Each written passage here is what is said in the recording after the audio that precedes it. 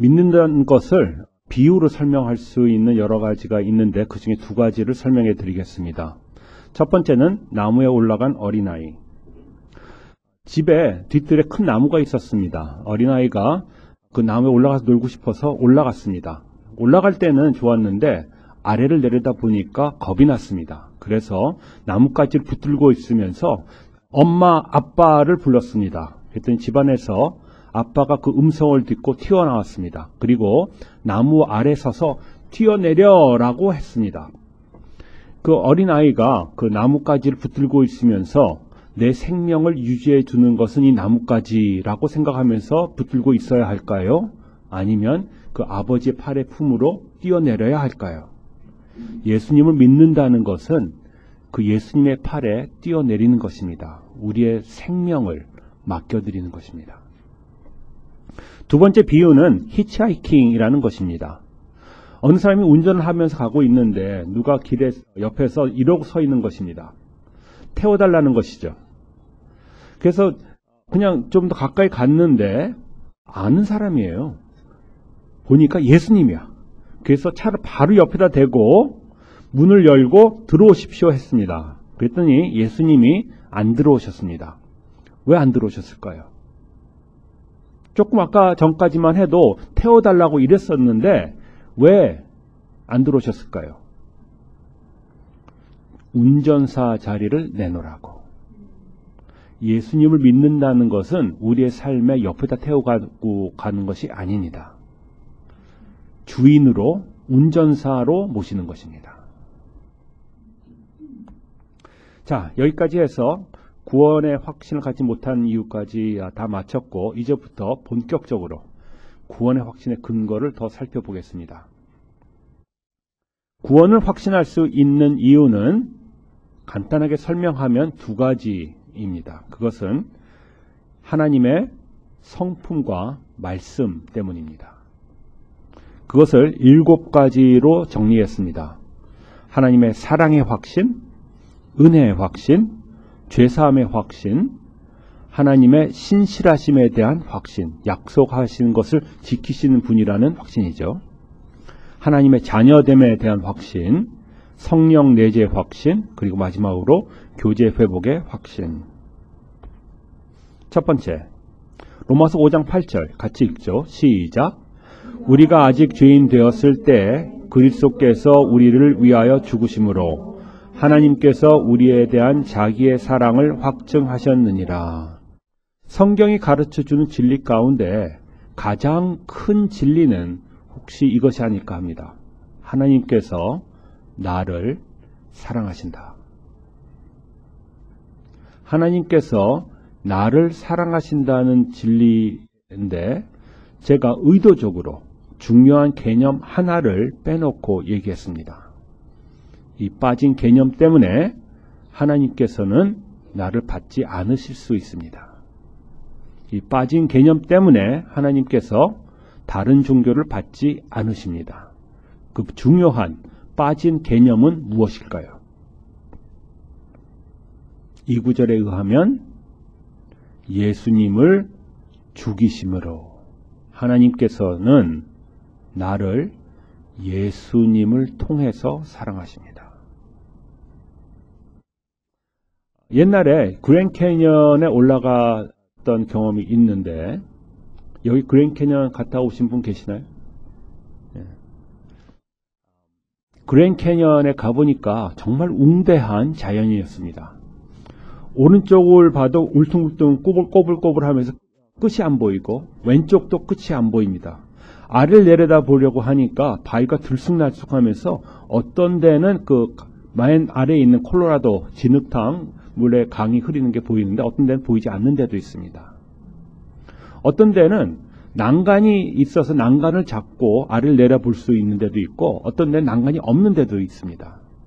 마침 난간이 없는 데에 가서 아래를 보고 있었는데 등 뒤에서 바람이 후 하고 불었습니다. 순간 아찔해서 한 발자국 뒤로 나와서 뒤를 보니까 바위가 있어서 그 바위에 앉아서 건너편에 그 장관을 보고 있었습니다. 정말 층층이 색깔이 다른 웅대한 자연. 그러고 있는데 제 마음에 어떤 생각 하나가 스쳐갔습니다.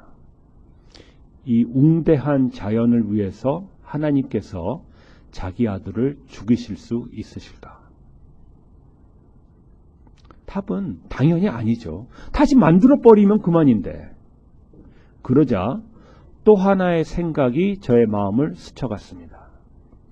이 웅대한 자연을 위해서는 자기의 아들을 죽이시지 않으시겠지만 나 하나를 위해서는 기꺼이 죽이셨다.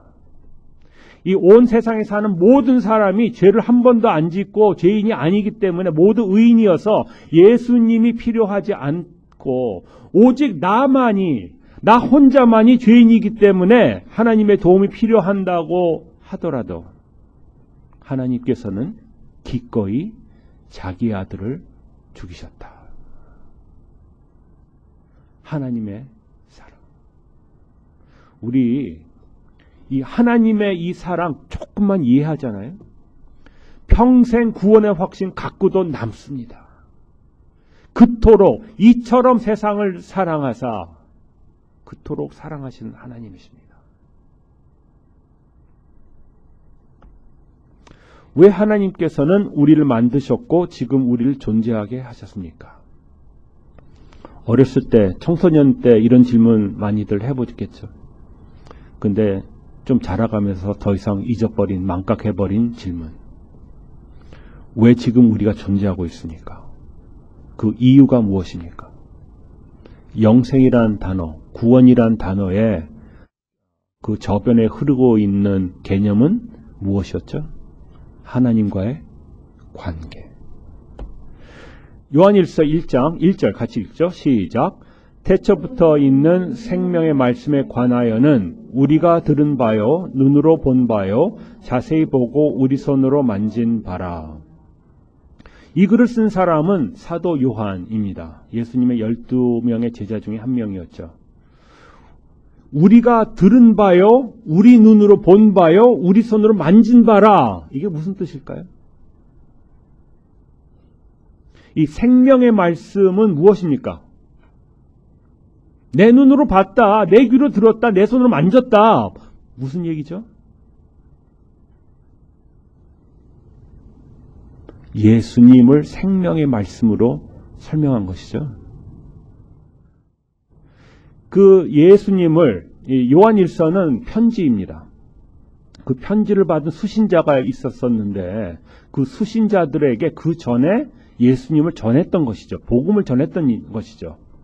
그 복음을 전했던 이유가 그 다음 구절 3절에 나옵니다. 같이 읽죠. 시작.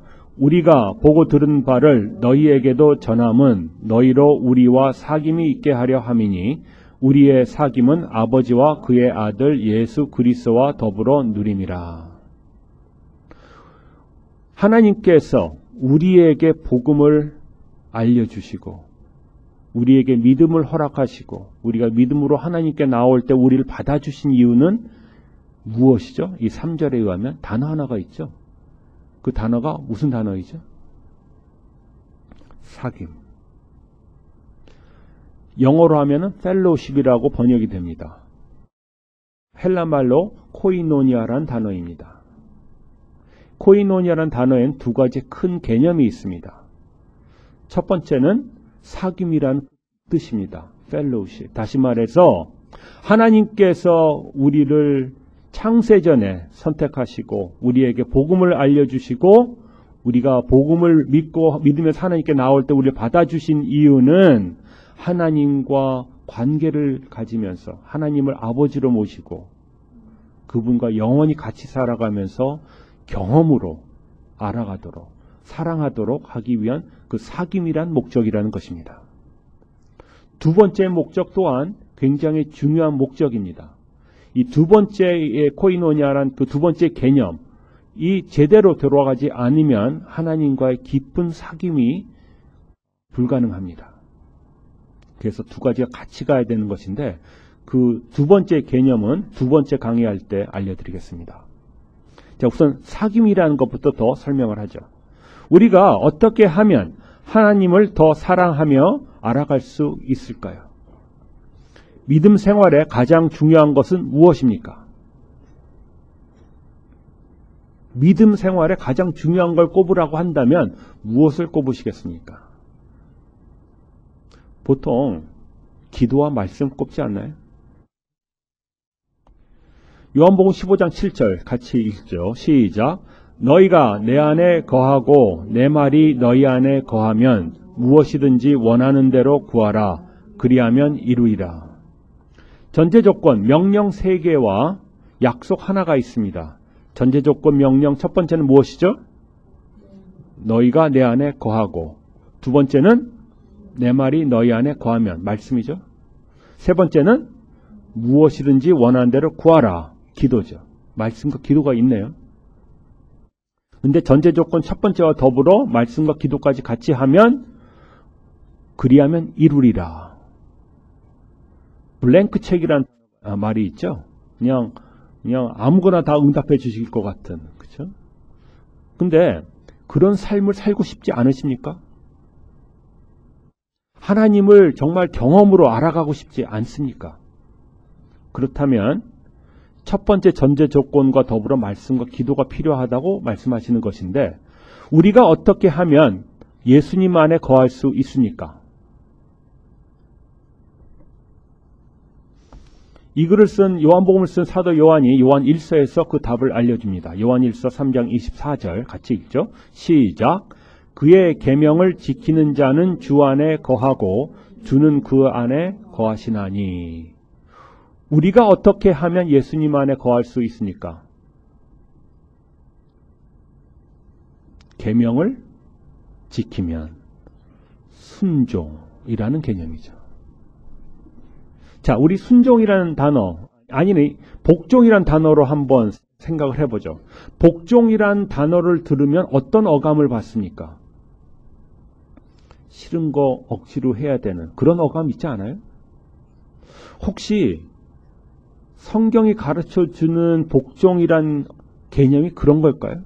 아니면 이것 또한 우리 한국의 유교의 문화라는 색안경을 우리가 끼웠기 때문에 복종이라는 개념을 잘못 이해하는 것이 아닐까요? 빌립보서 2장에 보면 예수님께서 십자가에서 돌아가신 것을 복종이라는 단어로 설명합니다.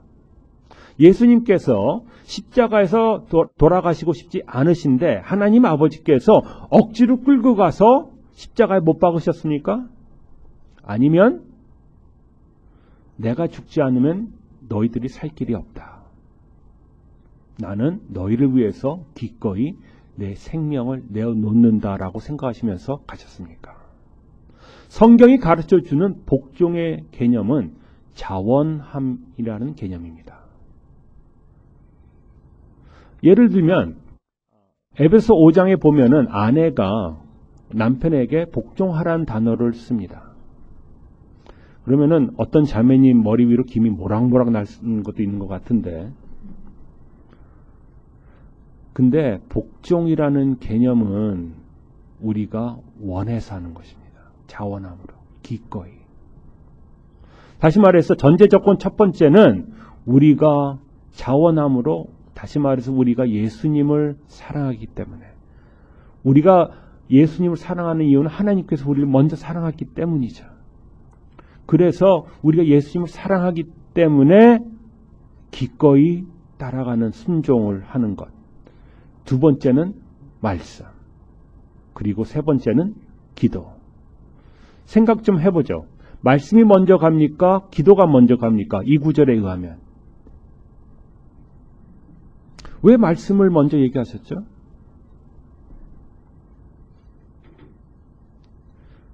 말씀이 먼저 가지 않으면 우리가 기도할 때 어떤 내용을 기도합니까?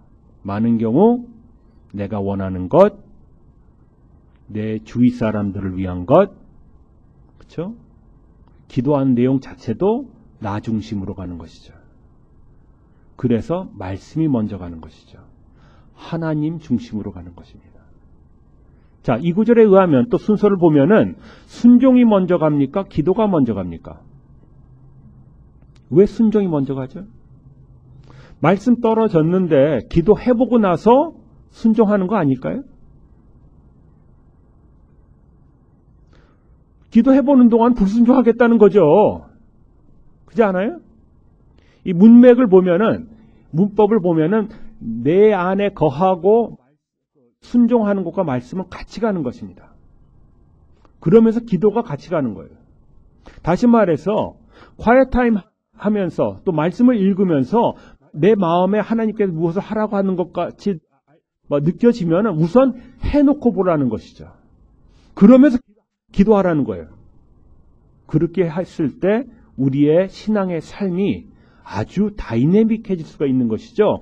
그리하면 이루리라를 경험할 수 있기 때문에.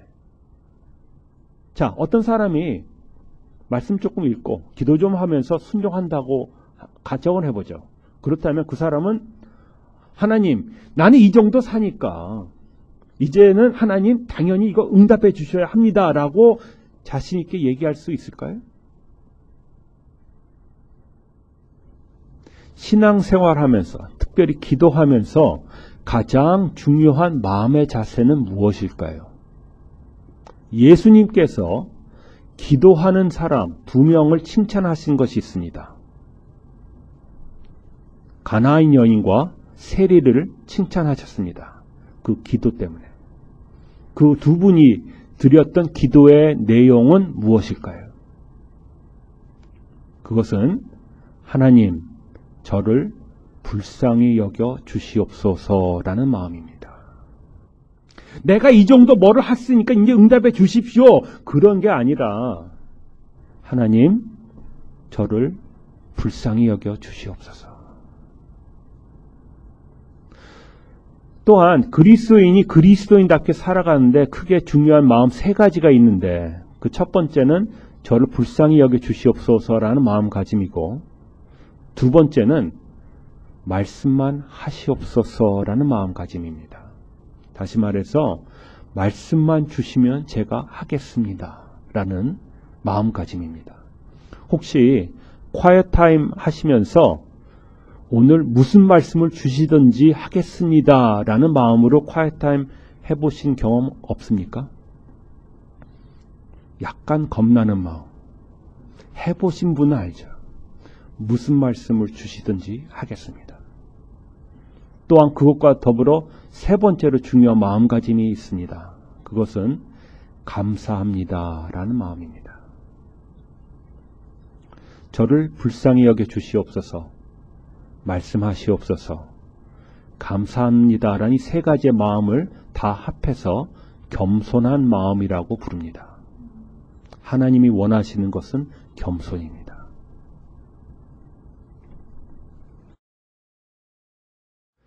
아까 읽었던 구절이죠. 로마서 5장 8절. 사람들이 할 수 있는 비유이지만 우리 생각을 좀 해보죠. 사랑 표현의 언어라는 것이 있죠. 5개. 어떤 사람은 사랑 표현하는 방법이 봉사일 수가 있습니다. 뭐 설거지라든지 뭐 차에 가스 집어넣어주고, 어떤 사람은 격려의 말, 어떤 사람은 시간 같이 보내기, 뭐 산책이나 뭐 영화도 같이 보고, 어떤 사람은 격려의 말이 사랑 표현일 수가 있습니다. 또한 어떤 사람은 조그만 선물이라도 하나 줘야 그 사랑 표현의 표시입니다. 자, 예를 들어서 어떤 부부가 있는데 남편의 사랑 표현의 언어는 봉사라고 생각하고 아내의 사랑 표현의 언어는 시간을 같이 보내는 거라고 생각을 해보죠. 저녁 식사가 끝나고 남편은 아내를 사랑하니까 설거지를 매일 저녁마다 합니다. 근데 아내는 소파에 앉아서 기다립니다. 같이 시간 보내고 싶어서. 자, 아내가 그렇게 기다리고 있는 동안 자기가 사랑받고 있다고 생각할까요? 물론 그런 남편이라도 있으면 좋겠다고 생각하시는 분 많이 있죠. 문제는 뭐죠? 말이 안 통하는 거죠. 그렇죠?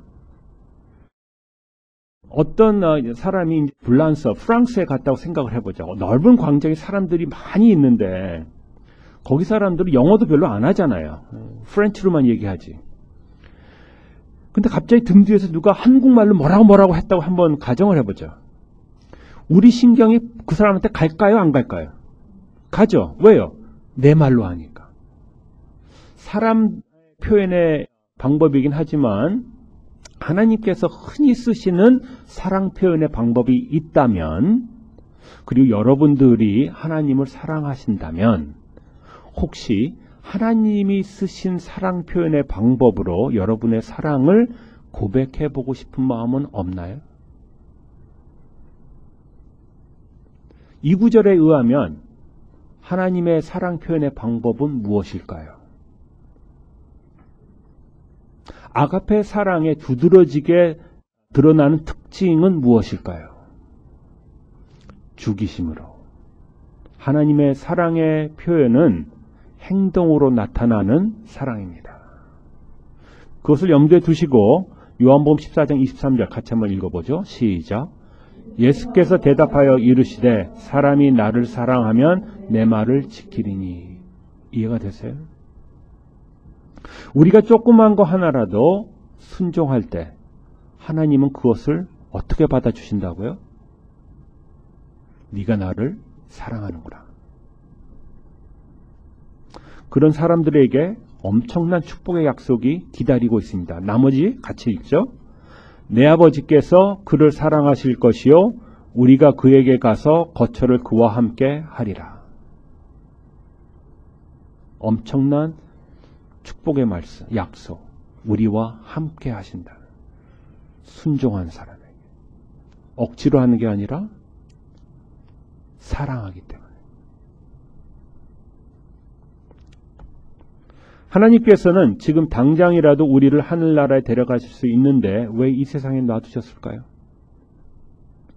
여기 있어봤자 말썽이나 피우고 결국 이렇게 저렇게 하다 하나님 속이나 썩일 텐데 가끔가다 하나님 사랑한다고 얘기하면서 말썽 피우고 또 데려가시면 우리도 편하고 하나님도 마음도 편할 텐데 남아있는 사람이 하나님 책임지시겠지. 왜 여기 있는 거예요 지금? 이유가 있죠. 코이노니아의 두 번째 개념. 다음 시간에 또 설명하겠습니다. 자, 여기까지가 첫 번째 사랑의 확신에 대한 내용이었습니다. 하나님의 은혜의 확신으로 넘어가죠. 로마서 6장 23절 시작. 죄 싹은 사망이요 하나님의 은사는 그리스도 예수 우리 주 안에 있는 영생이니라. 죄 싹. 싹이란 개념은 주어진다는 개념입니다. 어떤 분이 이렇게 말씀하셨습니다. 우리는 죄를 아무 때나 쉽게 질 수 있다. 하지만 그 지은 죄에 따라오는 대가는 우리에게 선택할 여지가 없다라고 말씀하셨습니다. We can choose to sin, but we can't choose the consequences. 다시 말해서 이 싹이라는 개념은 우리에게 선택의 여지가 없이 주어진다는 개념입니다. 우리가 죄를 지은 결과는 하나님과 분리되는 사망이요. 하나님의 은사, 이 은사란 단어의 뜻은 무엇일까요? 아래 영어를 보면 쉽게 쓰여 있습니다. Free gift. 공짜로 주시는 선물. 이 공짜로 주시는 선물은 무엇입니까? 이 구절에 의하면 영생 주시는 것. 그 영생은 공짜로 주시는 선물이다라는 뜻입니다. 그렇다면 처음 주실 때는 공짜로 주셨고 근데 만약에 우리가 무언가 잘못해서 빼앗아 가시면 공짜입니까? 아니죠. 무엇을 잘못했다고 해서 빼앗아 가시면은 처음부터 아예 공짜라고 안 하실 것이죠. 하나님 아버지, 예수님, 그리고 인간이 있습니다. 로마서 3장 24절에 보면 구속이라는 단어가 나옵니다. 영어로는 redemption이라고 되어 있는데 원래 헬라 단어였습니다. 그 뜻은 노예 시장에서 대가를 지불하고 노예를 살 때 썼다는 단어라고 합니다. 다시 말해서 예수님께서 십자가에서 흘리신 그 생명값으로 피해값으로 우리를 사셨다는 의미입니다. 그렇기 때문에 예수님께서는 너는 내 거니까 나를 따라와 라고 할 수 있는 권리를 가지신 분이십니다. 그러나 예수님께서 그렇게 하시나요? 너 나 따라와 하시는 분이십니까? 아니면 너 나 따라오지 않을래 하시는 분이십니까? 전자입니까? 후자입니까? 왜 후자예요? 관계 때문에. 따라와 하고 그냥 밀고 나가면 관계가 나빠지니까 따라오지 않을래. 네가 만약에 나를 조금이라도 사랑한다면 나를 따라오지 않을래 라고 하시는 것이죠. 로마 3장 25절 그 다음 구절을 보면 화목이라는 단어가 나옵니다. 화목 제물이라고도 쓰여 있습니다. 영어로 하면 propitiation. 이 단어의 뜻은 만족시켰다는 개념입니다.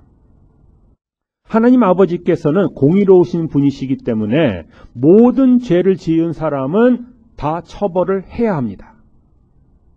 또한 하나님은 사랑이시기 때문에 우리와 깊은 사랑의 관계를 맺고 누리고 싶어 하십니다.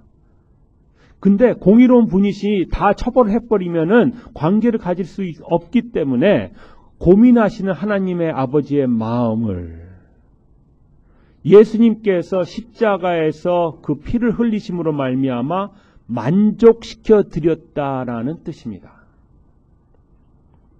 예수님을 하나님의 의라고 부르죠. 왜 그런지 아세요?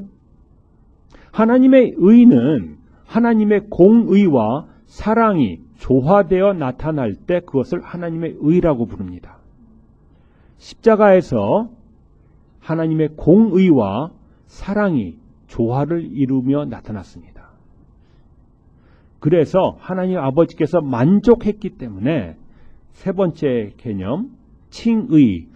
칭의란 단어는 성경에 나오지는 않습니다. 하지만 그 justification이라는 단어, 뜻은 법정 용어인데 이제 하나님 아버지께서 당신은 의롭습니다. 땅땅땅 했다는 의미입니다.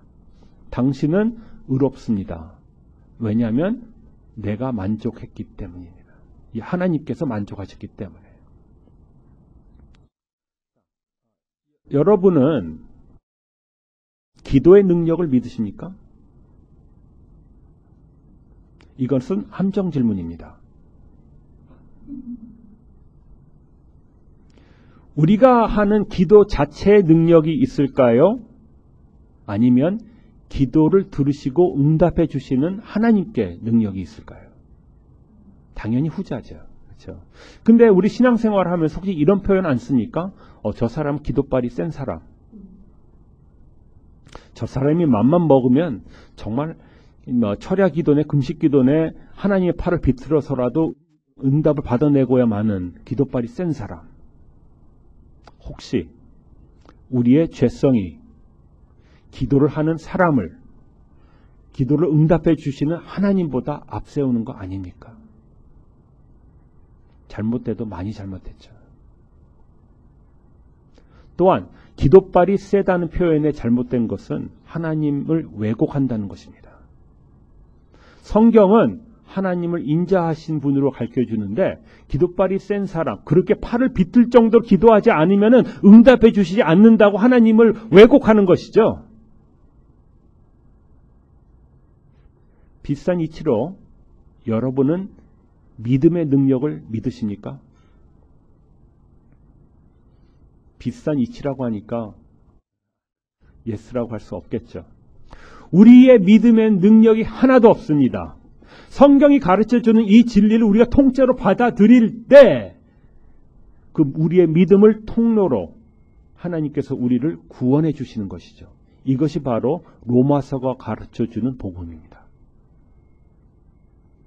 또한 로마서는 구원에 대해서 세 가지의 시제로 가르쳐 줍니다. 과거형의 구원이 있습니다. 당신은 구원을 받았습니다. 현재형의 구원이 있습니다. 구원을 이루어 가십시오. 미래형의 구원이 있습니다. 당신은 구원을 받을 것입니다. 과거형의 구원을 칭의라고 부릅니다. 의롭다 불러주셨다는 뜻이죠. 현재형의 구원을 성화라고 부릅니다. 예수님의 성품을 닮아가는 것이죠. 세 번째 미래형의 구원을 영화라고 부릅니다. 앞으로 우리의 영혼 육까지 다 포함해서 다 같이 구원을 받는 것을 의미하는 것이죠.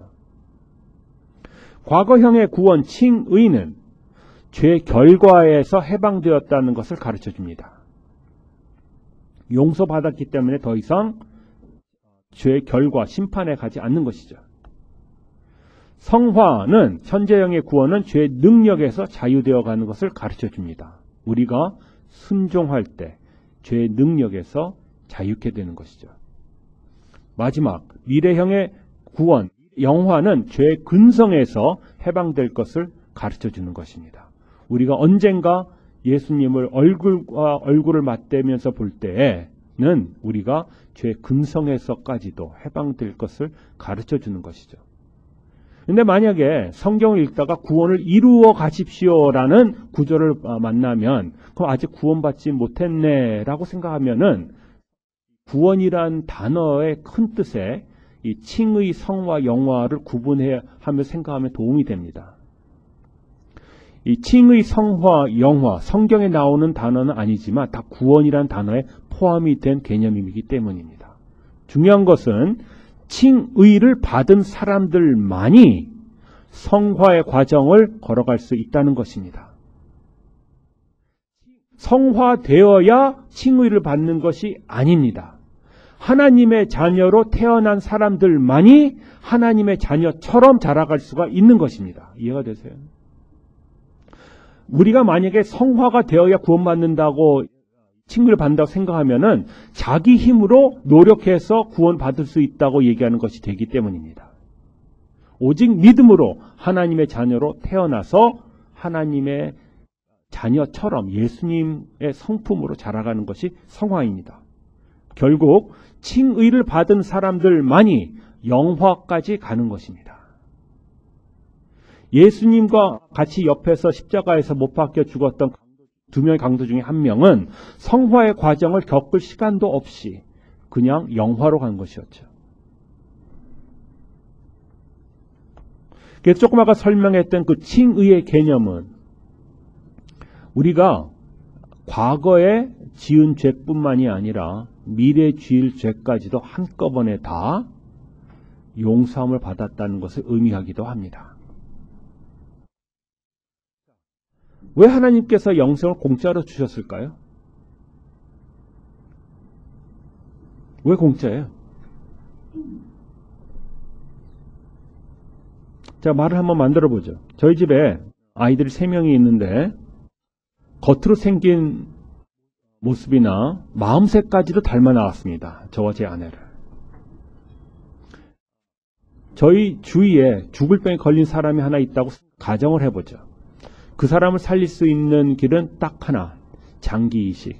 그런데 그 장기는 생명과 직접적으로 연관되는 장기이기 때문에 그 장기를 준 사람은 죽어야 되는 것입니다.